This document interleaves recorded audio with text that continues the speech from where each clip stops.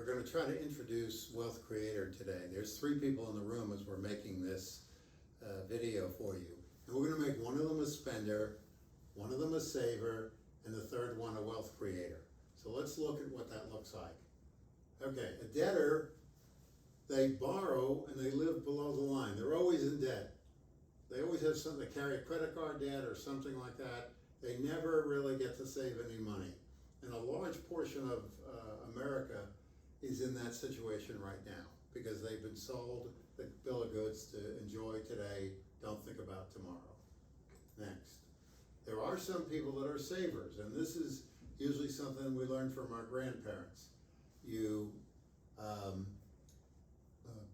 save to buy things and you live at the zero line. You don't go into debt. Very religious about that. So you make sure that you have no debt at all. You don't want to be near any kind of debt. There's popular people out there that espouse that kind of an approach. Next. We prefer to work with wealth creators. Wealth creators have an account that is compounding consistently, not with interruptions, that are not afraid to take on debt. The objective is to earn more than what the debt costs them, but they're borrowing at different points and paying it back as they go forward. And I'm going to give you an example of that. So they save, they borrow, they buy, and they live above the zero line. Next. So this is an example of the spender. This tank represents all the money this particular person is going to earn in their lifetime. Think of it as a great big ATM machine. They come up to it each week or every 2 weeks, they punch their code in, and they get cash to spend. And after Uncle Sam takes his pound of flesh, they spend everything. So they spend 100% of their income every day because they're only living for today. Next.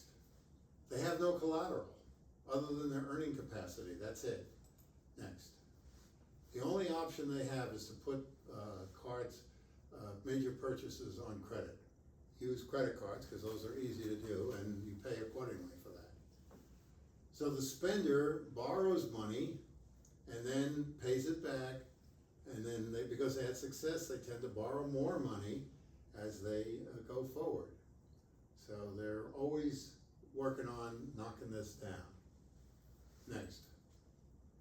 The saver is a little more disciplined, and they put money away. This is called a major capital purchase account, whether you want to call it a dream account, for a second home, for a car, for whatever it may be, for college, etc. Just some kind of major capital purchase. So they work, but they save for the future. And usually the first place they save is right here at work. Before they get their paycheck, the money goes into investments, they take risk. Now there's a tax liability on that risk, but they don't redress that until they get ready to withdraw money from it. And then whatever's left, they're paying taxes on that, and the rest of it is being consumed, but some of it is coming up this way. So they do save extra. They like to pay cash because they feel it's important to avoid paying debt on interest. And that's really very important to them. But when they pay cash, they have to replenish the money, and they're not getting any interest on that money. So they've lost the earnings that they would have had they been able to leave that in place. Next. A wealth creator says, I'm going to save money in my safe account. I may have some money here for major capital purchases or just for emergencies. So they save for the necessities to live today and tomorrow. They're aware of both, and they try to create a balance between the two. Next. They diversify their accounts because they want to have some access to capital. You know, the money over here, if it's being funded this way, you're very limited until you get beyond 59 and a half. And under the new law, you must take money out when you turn 72. Next. They borrow for purchases using collateral. Now what that means is they put something up, like for a car, you put a down payment on the car, or a house, you put a down payment on the house, or if you're making an investment, you have something that the bank will accept to borrow, and they'll loan you money because you have collateral.